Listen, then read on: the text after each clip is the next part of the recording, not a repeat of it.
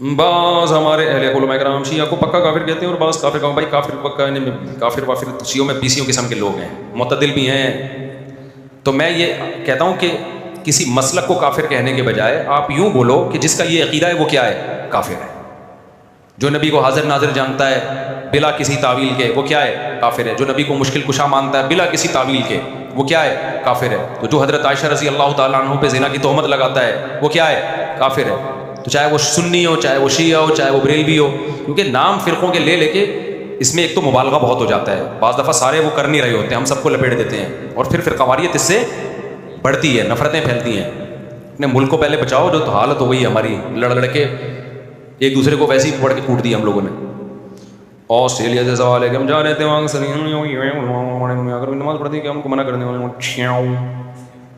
کہہ رہے ہیں ہم جہاں آسٹریلیا میں رہتے ہیں وہاں اکثر اہل تشیع حضرات بھی وہاں جس علاقے میں رہتے ہیں وہاں زیادہ تر شیعہ حضرات ہیں. تو ہمارے گھر میں آ کر اپنی نماز پڑھتے ہیں. پڑھنے دو بھائی میرے بھائی، وہ جائے نماز پہ ڈیلا رکھتے ہیں رکھنے تو آپ کے گھر آ کے نماز پڑھ رہے ہیں نا، کوئی آپ کے چوری تو نہیں کر رہا نا. بار بار میں ایک بات کہتا ہوں، دوسرے کے مسلک کو چھیڑو نہیں، اپنے مسلک کو چھوڑو نہیں. ہاں جب وہ حق کی تلاش میں آپ کے پاس آئے دلائل تو علماء سے دلائل پوچھ کے اس کو محبت کے ساتھ سمجھا دو. مان جائے ٹھیک ہے، نہیں مانے اس کی مرضی ہے بھائی. اتنی دنیا میں اور کچھ ہو رہا ہے تو کیا ہو گیا.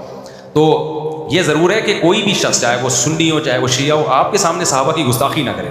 آپ بولو بھائی یہ حدود سے کیا ہو رہا ہے. دیکھو کوئی عیسائی آپ کے گھر آتا ہے، وہ نبی کو نبی نہیں مانتا نا، آپ کو پہلے سے پتہ ہے نہیں مانتا، پھر بھی آپ کے گھر آتا ہے کھانا کھا کے چلا جاتا ہے.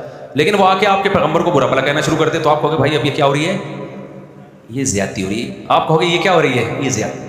تو کوئی بھی شخص آئے آپ کے سامنے سیدنا معاویہ کو برا بھلا کہنا شروع کر دے، حضرت ابو سفیان کو، ابو بکر کو، حضرت عائشہ کو، آپ بولیں بھائی آپ آئیں اپنی نماز پڑھیں، آپ کا ایک مسلک ہے، ایک فقہ ہے، آپ اس طریقے سے پڑھیں، ہم نے منع نہیں کیا آپ کو. میں تو یہاں تو شیعہ لوگوں کو کہتا ہوں اور آئے بھی ہیں بہت سارے مسجدوں میں، بیان بھی سنتے ہیں.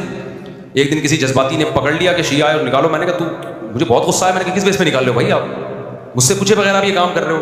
تو یہ بدتمیز ہر جگہ پر ہوتے ہیں. میں نے کہا آئیں بیٹھیں بھائی. تو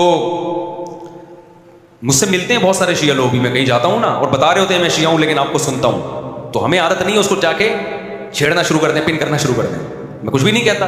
ملک ہمارا ابھی لڑائی کا متحمل نہیں. جو سیکھنا چاہے بات کرنا چاہے تو آپ محبت عزت کے ساتھ بات کر لیں. اس سے آگے آپ اپنی حدود کو کراس نہ کریں.